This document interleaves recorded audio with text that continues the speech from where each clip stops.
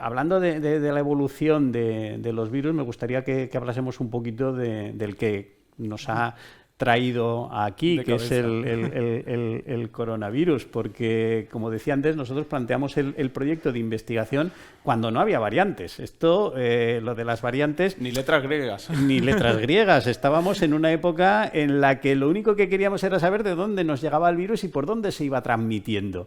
Porque el tener la secuencia del genoma yo siempre lo he asimilado un poco a como mirar al otro lado del espejo. O sea, cuando interrogas a una persona en las encuestas epidemiológicas, te cuenta su visión de cómo, dónde ha estado, con quién se ha relacionado, dónde piensa que puede haber sido el momento de infección. Pero luego le preguntas al patógeno, le preguntas a la bacteria, le preguntas al virus y te cuenta una historia completamente distinta en ocasiones. En muchas ocasiones, evidentemente, coinciden. Pero conjuntar ambas cosas es lo que hace rico el trabajo que realizamos en cooperación con epidemiología. Y cuando empezamos con el coronavirus, con el SARS-CoV-2, para nada pensábamos que pudiésemos llegar a la situación que hemos llegado. Sí a que hubiese variantes, porque eso, a todos los que hemos trabajado previamente con evolución de virus, sabíamos que eso iba a producirse. Ahora, que las variantes tuviesen las diferentes consecuencias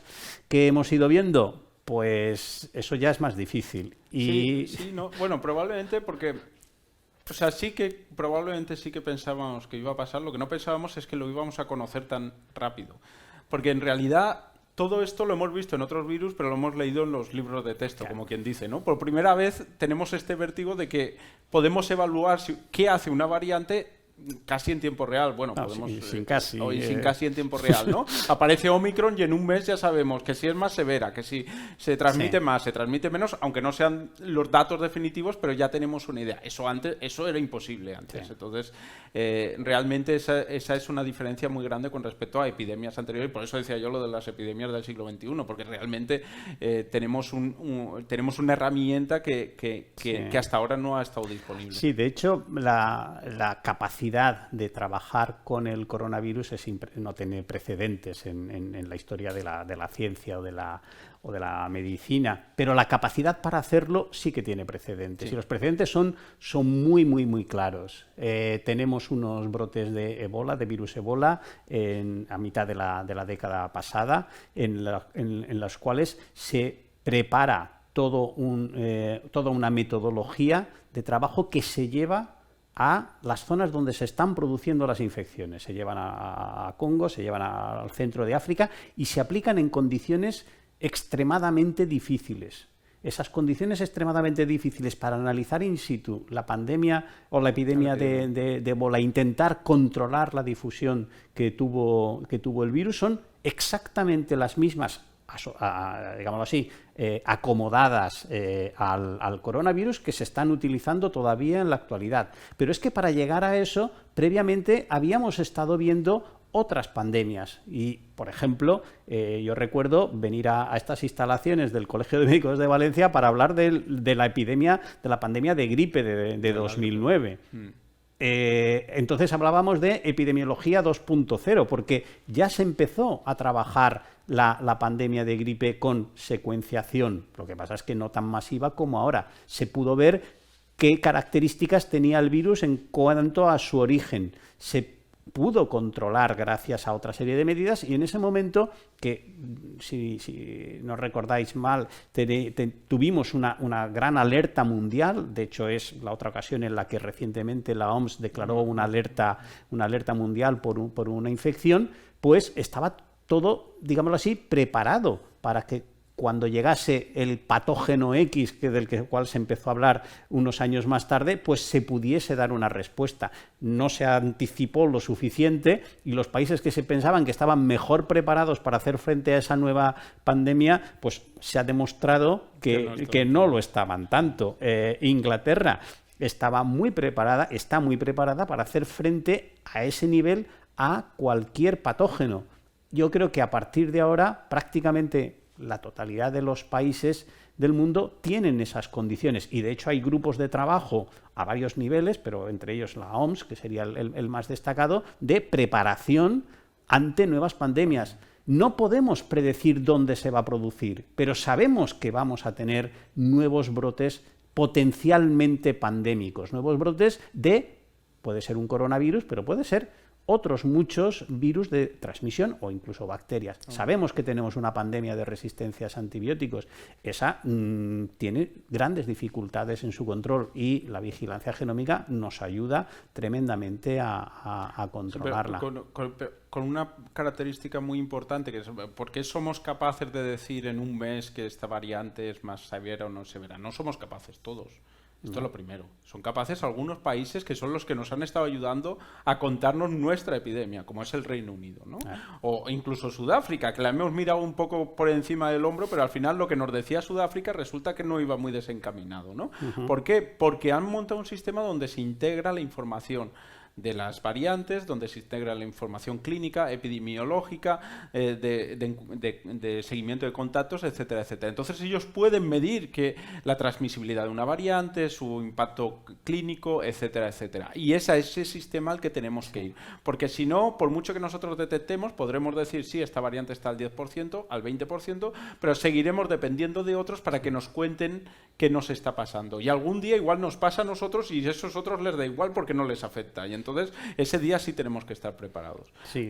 Y ahí eso yo creo que sí que queda todavía bastante que avanzar en esa integración total dentro del sistema, teniendo en cuenta además las características de un país como España, donde los sistemas sanitarios están descentralizados, etcétera, etcétera. Sí, yo creo que el caso de Sudáfrica es más que destacable. Un país al que no se le había supuesto esa capacidad técnica, tecnológica y científica ha dado, pero vamos, más de una lección al resto del mundo, y a pesar de haber sufrido las consecuencias negativas de haber detectado y alertado no solo sobre Omicron, sino también en su momento sobre beta, ¿de acuerdo? Porque ya les pasó. Ahora es muy interesante ver, por ejemplo, que ellos han sido de los primeros países en publicar resultados sobre la gravedad de las infecciones con la nueva subvariante de Omicron, la BA2, diciendo que no parece que tenga mayor virulencia que la propia Omicron.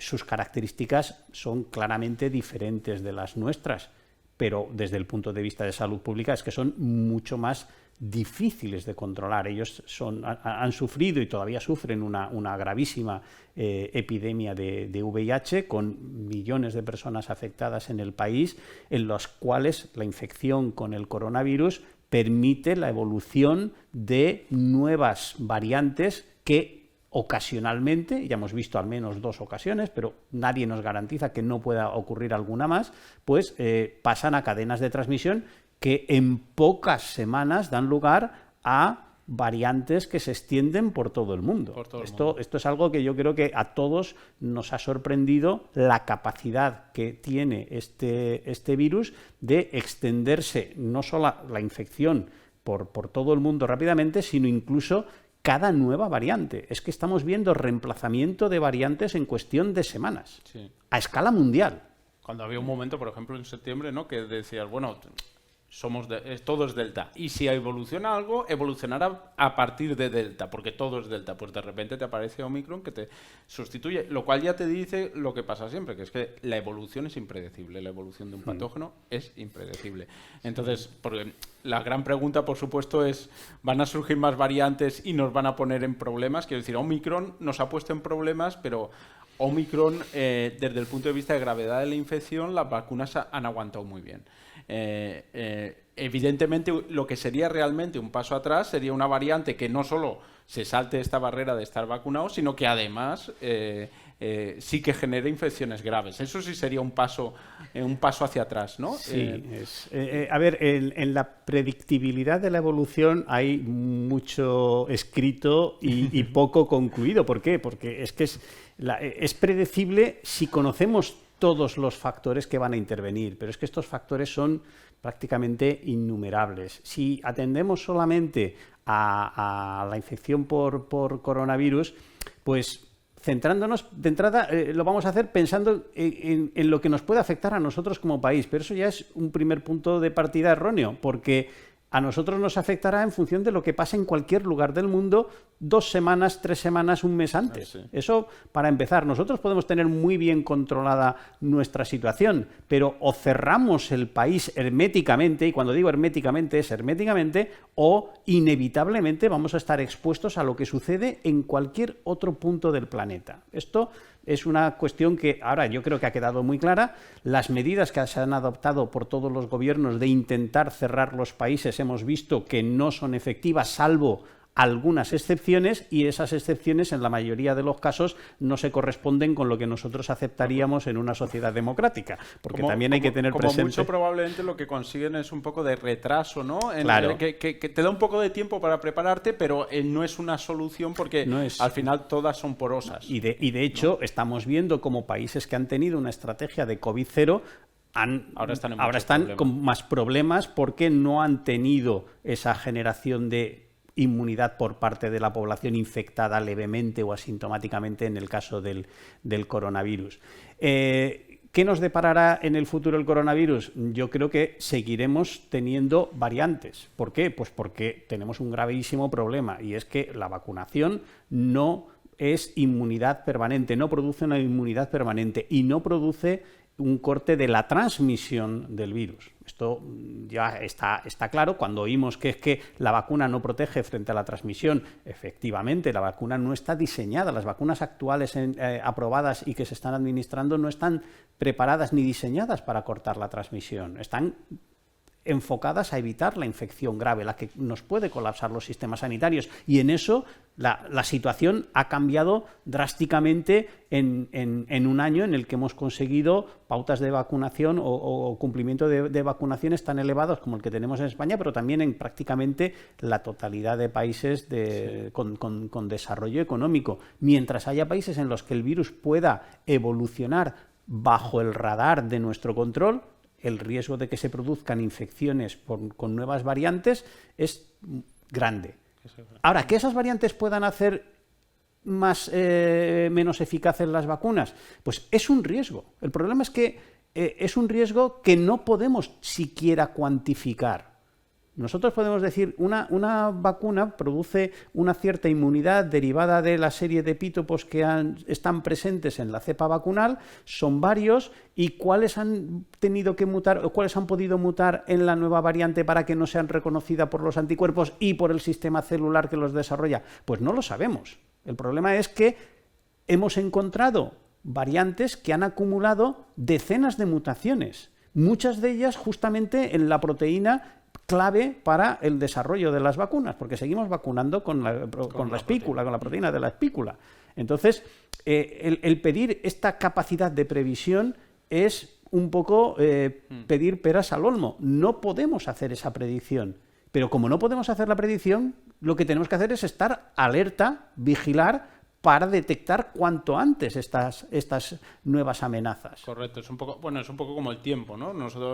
Uno puede dar más o menos unas predicciones a corto plazo más o menos fiables, ¿no? Pero a largo plazo es mucho más complicado porque son muchísimos los factores que pueden afectar. Y es un poco lo que le pasa en la evolución de los organismos y de los virus. Cuando estamos dejando que un virus infecte a millones de personas, pues claro, es que cada vez compra un boleto nuevo. Claro. Y claro, y no sabemos si existe un premio gordo. Omicron ya fue un premio bastante gordo, pero si existe el premio gordo, si lo dejas infectar a millones de personas, pues lo va a terminar encontrando, ¿no? En ese sentido también es verdad que te preguntan siempre, bueno, pues si no para la transmisión, ¿qué más me da vacunar a todo el mundo?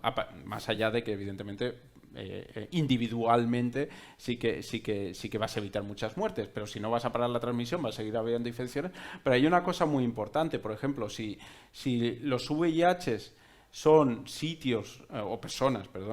personas cuyas infecciones crónicas pueden llevar a este tipo de variantes, el vacunar a estas personas o el vacunar a todo el mundo lo que evita es este tipo de infección crónica. Lo que estás bajando es la carga de enfermedad, aunque no bajes también la carga de transmisión.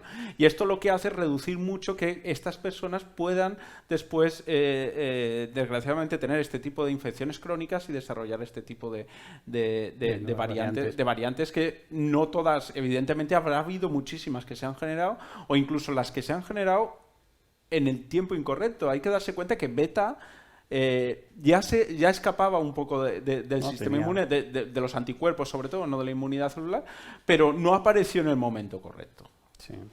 Omicron sí ha aparecido en el momento correcto, porque beta en ese momento casi nadie estaba vacunado. Había otra que era alfa y que no dejó pasar a nadie, porque en ese momento no era importante la barrera vacunal porque no existía. Ahora sí que existe y por eso Omicron ha sido capaz de transmitirse mucho más que Delta. Aunque Delta sea más grave, en realidad Omicron, al tener acceso a muchísima más gente, porque son la gente vacunada, esto ha permitido que se pueda saltar muchas de estas. También esto nos da una idea de que la salud global es un boomerang. Si hubiéramos tratado el VIH, que en Europa es prácticamente una enfermedad crónica y que puedes vivir prácticamente los mismos años ahora con VIH que sin VIH, si lo hubiéramos tratado en muchos de estos países cuando deberíamos haberlo hecho y teniendo además las herramientas como las hemos tenido, pues ahora igual tendríamos un problema menor para este tipo de variantes.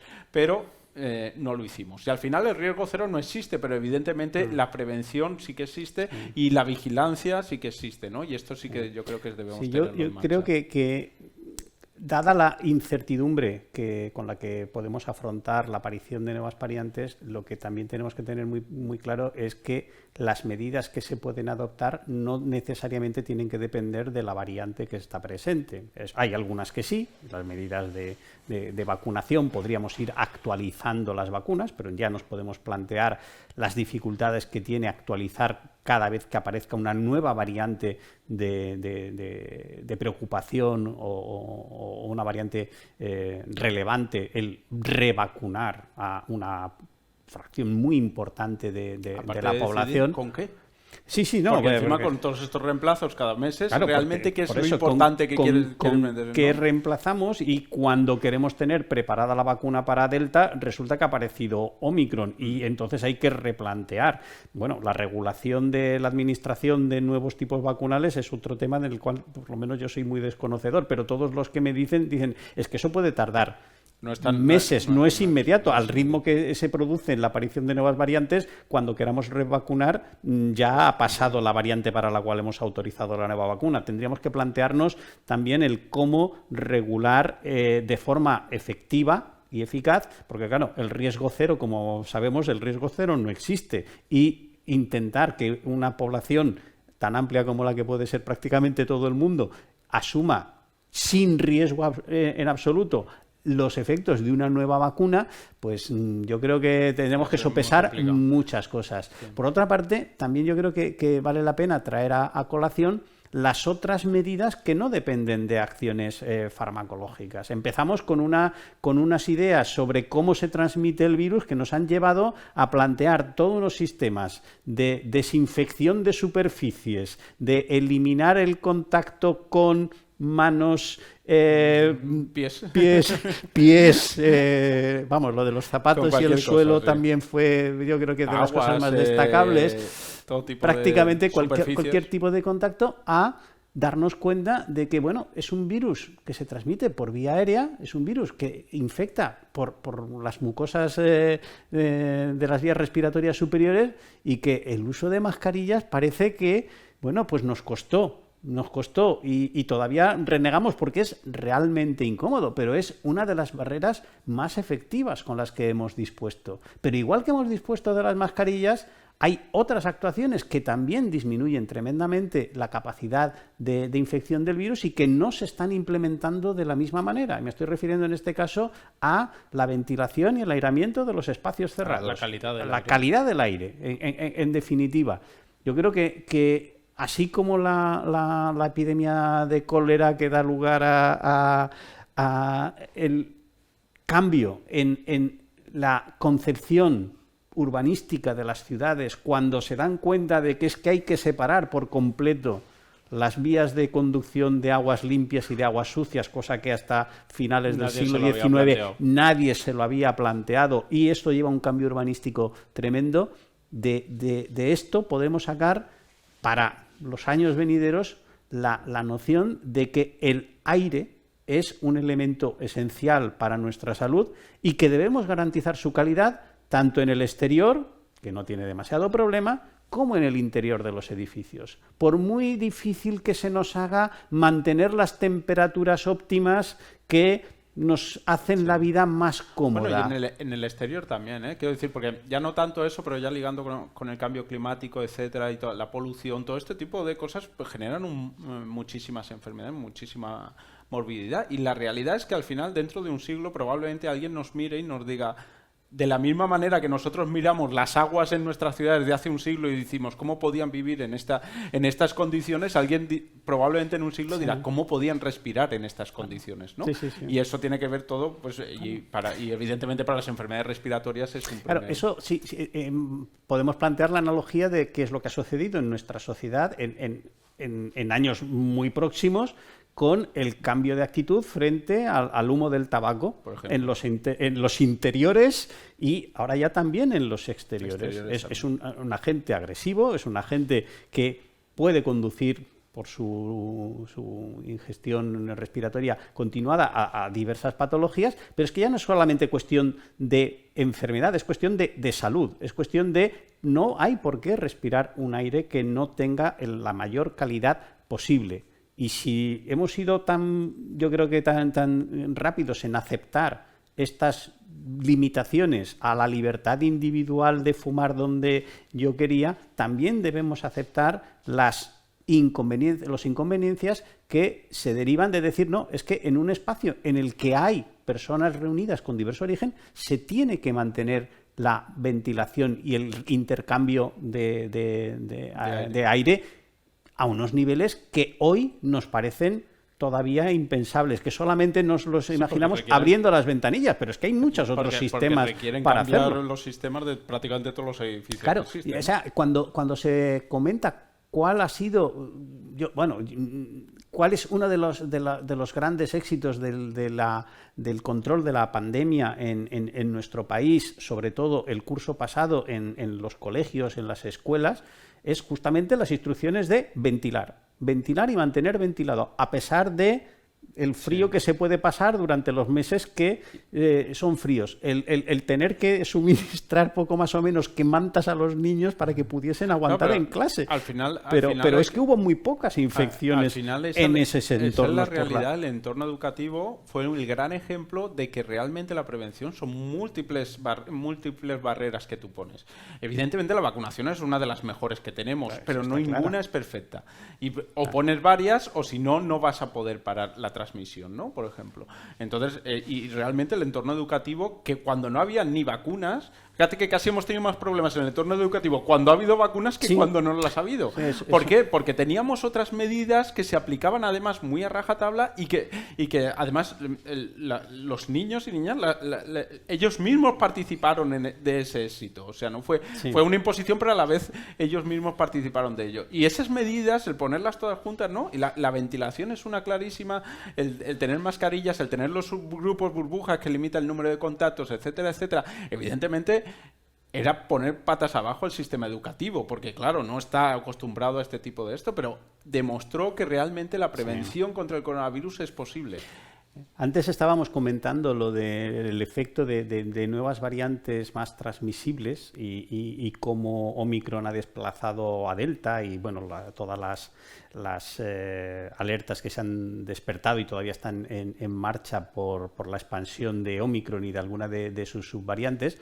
Pero yo quiero hacer hincapié también en que las variantes proponen, pero nosotros como sociedad y como organismo tenemos una gran capacidad de disposición y de enfrentarnos a esas variantes con medidas que no son necesariamente dirigidas a una u otra. Por ejemplo, el año pasado, en la tercera ola, creo recordar, que era el número que le asignábamos, la ola que se produce cuando llegan la relajación o no implementación de medidas de control de cara a las Navidades y las fiestas de Navidad, en España se nos dispara.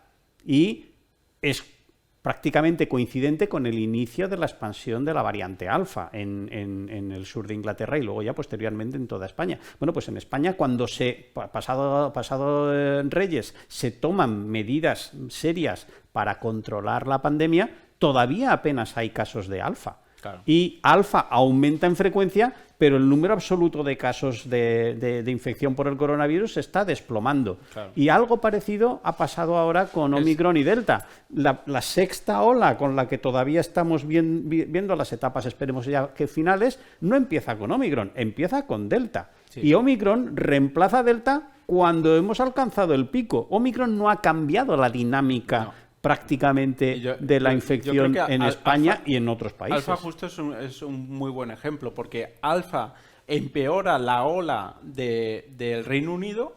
De hecho, el Reino Unido tuvo que imponer un confinamiento muy largo, de muchos meses, justo por Alfa. ¿Pero por qué? Porque justo coincide en un momento en el que hay una relajación de las medidas.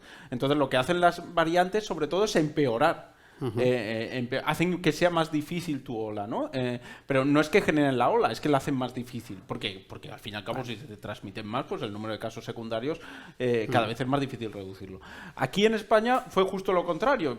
Como tú dices, cuando llegó, como ya había restricciones, sí, Alfa se termina imponiendo porque era más transmisible que lo que había, pero la realidad es que en número de casos, España siguió reduciéndose el número total de casos. Y eso es porque la realidad es que nosotros modulamos el impacto que pueda tener o no una variante. Y Alfa fue el gran ejemplo de ello. Y ahora Omicron, que ha tenido un impacto muy diferente en diferentes países precisamente por eso. Sí. Porque en diferentes países había diferentes medidas de control, ¿no?